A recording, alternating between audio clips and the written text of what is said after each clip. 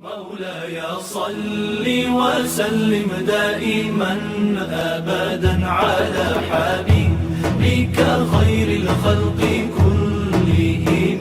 مولاي صل وسلم دائما أبدا على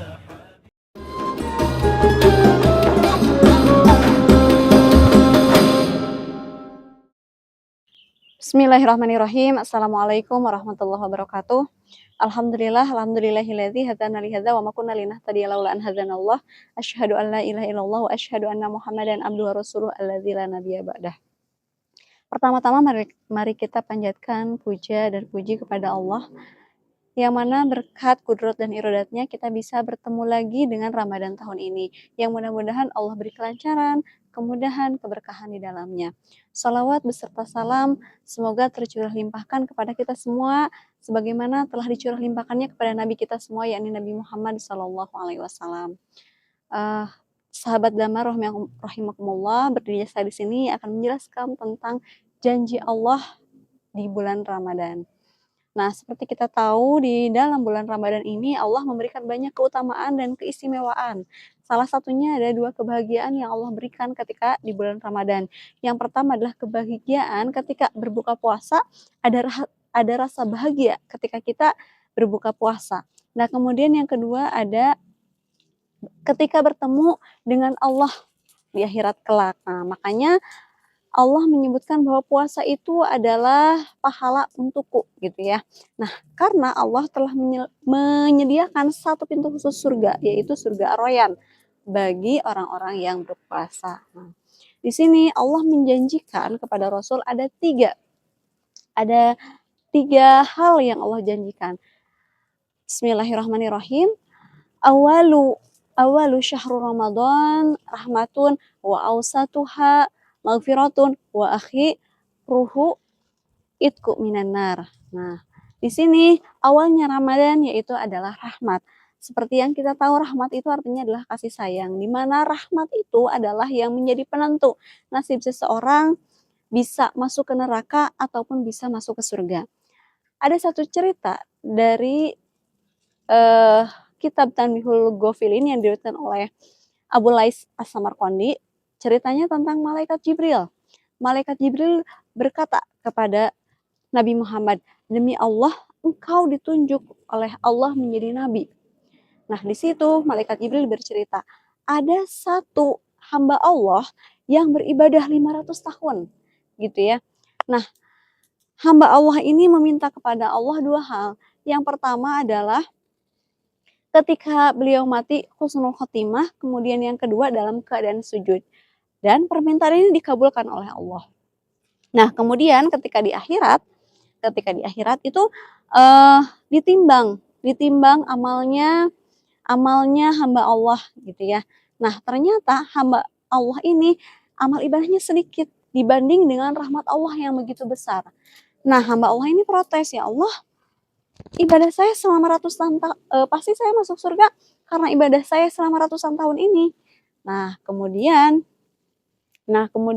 Allah berkata bahwa ini karena rahmatku, ditimbanglah dan betul karena rahmat Allah yang sangat besar.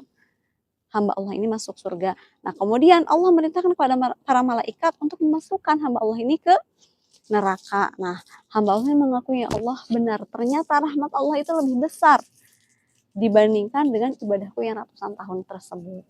Seperti itu. Nah, jadi hamba Allah itu masuk surga karena apa? Karena rahmat Allah, bukan karena hasil ibadahnya kepada Allah. Seperti itu. Nah, itu rahmat Allah. Jadi rahmat Allah itu penentu. Tapi bukan berarti ada rahmat Allah kita menyepelekan atau meremehkan ibadah. Bukan berarti begitu. Karena rahmat Allah itu datang karena sebabnya ketaatan kita kepada Allah. Nah, itu yang pertama. Jadi ada rahmat Allah di awal Ramadan. Kemudian yang kedua, wa awsatuha, di pertengahan Ramadan ada maghfirah. Maghfirah itu adalah ampunan dari Allah.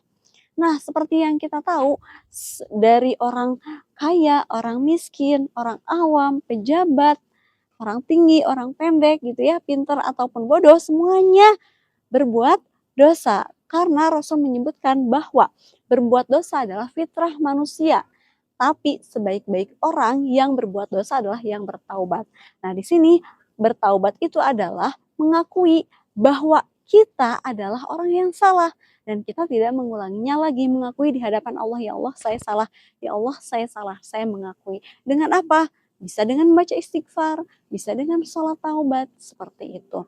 Nah itu ampunan Allah itu ada, makanya di pertengahan Ramadan kita banyak istighfar, kita banyak sholat taubat kepada Allah. Karena ampunan Allah sangat banyak sekali ketika bulan Ramadan di pertengahannya. Nah itu yang kedua. Kemudian yang ketiga, itqu minan nar. Itqu minan nar itu dijauhkan dari api neraka. Nah di sini Rasulullah juga bersabda bahwa ketika bulan Ramadan itu dibukakan pintu surga, kemudian ditutup pintu neraka. Nah Syekh Izzuddin menjelaskan bahwa dibukakannya pintu surga adalah isyarat dari Rasul bahwa kita harus selalu berbuat kebaikan di bulan Ramadan. Dan isyarat yang kedua adalah bahwa kita harus menjauhi maksiat. Ya, seperti kita tahu bahwa ketika kita berbuat baik di bulan Ramadan maka berlipat ganda. Berlipat ganda. Nah, kalaupun kita berbuat maksiat sama berlipat ganda dosanya, seperti itu.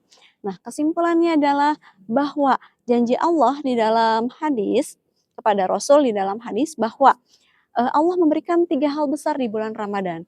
Yang pertama adalah rahmat Allah, yang kedua adalah ampunan Allah, yang ketiga adalah pembebasan dari api neraka. Makanya kita sebagai mukmin, sebagai muslim sudah punya tiket nih, sudah punya hal ini dari Allah, maka kita harus memanfaatkan.